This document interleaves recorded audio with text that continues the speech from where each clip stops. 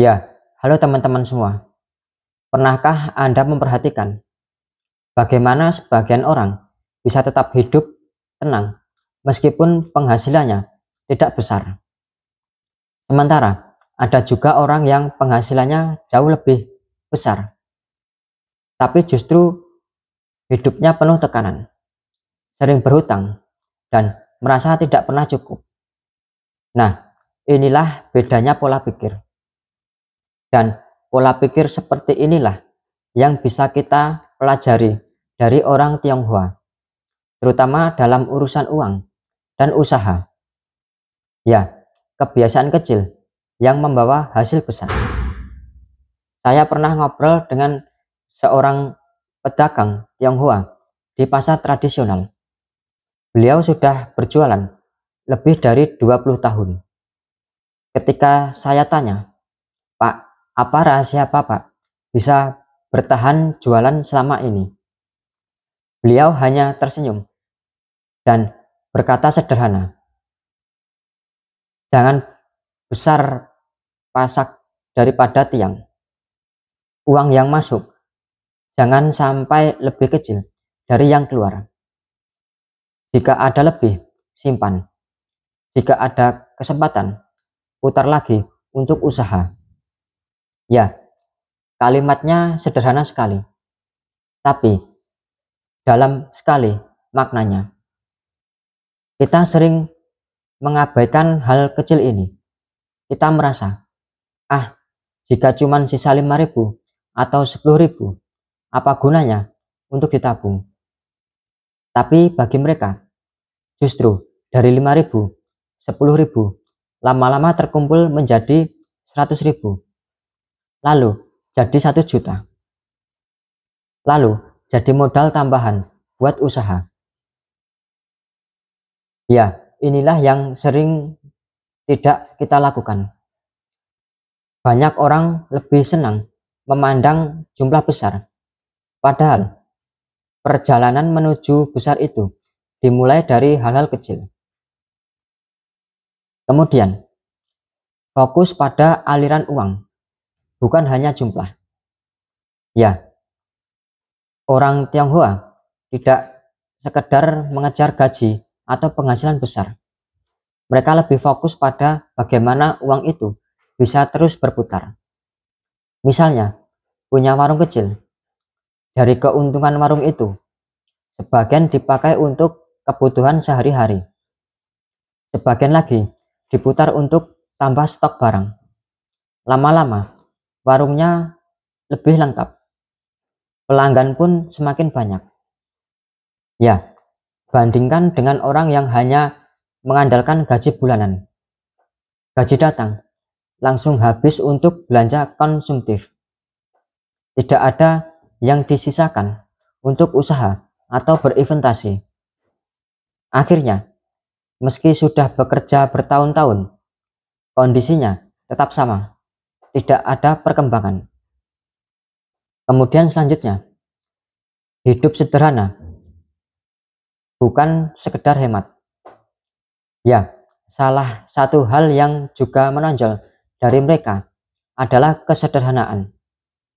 Jangan salah, sederhana itu bukan berarti pelit. Mereka bisa saja punya uang banyak,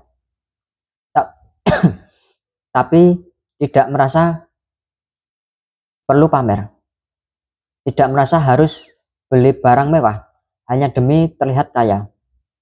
Ya, bagi mereka, lebih baik punya toko yang berkembang daripada punya ponsel mahal yang cepat ketinggalan zaman. Ya, saya teringat satu kisah nyata. Ada seorang pengusaha Tionghoa yang sukses punya beberapa toko di kota kecil. Tapi kesehariannya beliau masih naik motor tua. Banyak orang heran, kenapa nggak beli motor bagus? Kan uangnya ada. Jawabannya cukup sederhana. Motor masih bisa jalan. Ngapain beli mobil jika tokonya masih bisa ditambah? Ya, dari sini kita bisa belajar. membedakan antara kebutuhan dan keinginan. Jika kita terbiasa menuruti semua keinginan, maka uang kita akan habis tanpa arah. Tapi jika kita bisa mengendalikan diri, kita punya peluang lebih besar untuk menumbuhkan keuangan. Kemudian selanjutnya, membuat uang bekerja untuk kita.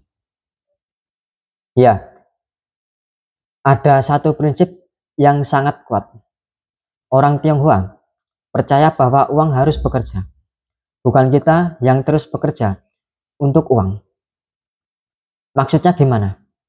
Ya, jika kita hanya mengandalkan tenaga dan waktu, kita terbatas. Tapi jika uang kita diputar, misalnya lewat usaha, investasi kecil-kecilan, atau menambah aset, maka uang itu bisa berkembang sendiri. Makanya, tidak heran jika banyak dari mereka sejak muda sudah berani membuka usaha. Biar kecil, yang penting dimulai. Karena mereka tahu, yang besar itu lahir dari yang kecil. Kemudian, pelajaran yang bisa kita terapkan. Nah, sekarang mari kita tarik pelajaran untuk diri kita sendiri. Jika kita ingin meniru kebiasaan baik mereka, kita bisa mulai dari hal-hal sederhana, seperti nomor 1, buat catatan keuangan. Tidak perlu rumit, cukup tulis pengeluaran dan pemasukan setiap hari. Dengan begitu, kita tahu kemana perginya uang itu. Nomor 2, sisihkan uang sekecil apapun. Jangan meremehkan nominal kecil, lama-lama jadi bukit. Nomor 3, pisahkan uang untuk kebutuhan, tabungan, dan modal. Jangan campur aduk semuanya. Nomor 4, hindari belanja untuk gengsi. Ya, tahan diri dari keinginan yang tidak benar-benar penting. Nomor 5, mulai usaha dari kecil. Tidak perlu menunggu punya modal besar. Yang penting, mulai dulu, meski hanya dari rumah. Ya, jika kita bisa konsisten melakukan hal ini, maka perlahan tapi pasti keuangan kita akan lebih stabil. Ya, selanjutnya, motivasi untuk kita semua. Ingat, teman-teman semua, kaya itu bukan hanya milik orang yang lahir dari keluarga berbeda. Kaya juga bukan hanya milik orang yang kota besar. Kaya bisa diraih siapa saja, asal tahu caranya mengelola uang dan disiplin menjalaninya. Jangan minder jika kita hanya dari desa. Jangan putus asa jika modal kita kecil. Yang penting, pola pikirnya benar, kebiasaannya benar, dan mau terus belajar. Karena yang menentukan bukan seberapa besar uang yang kita punya sekarang, tapi seberapa pintar kita mengelolanya untuk masa depan. Jadi, mulai hari ini, mari kita belajar lebih menghargai uang. Bukan untuk disembah, tapi untuk dijadikan alat membangun kehidupan yang lebih baik. Jika orang lain bisa, kenapa kita tidak?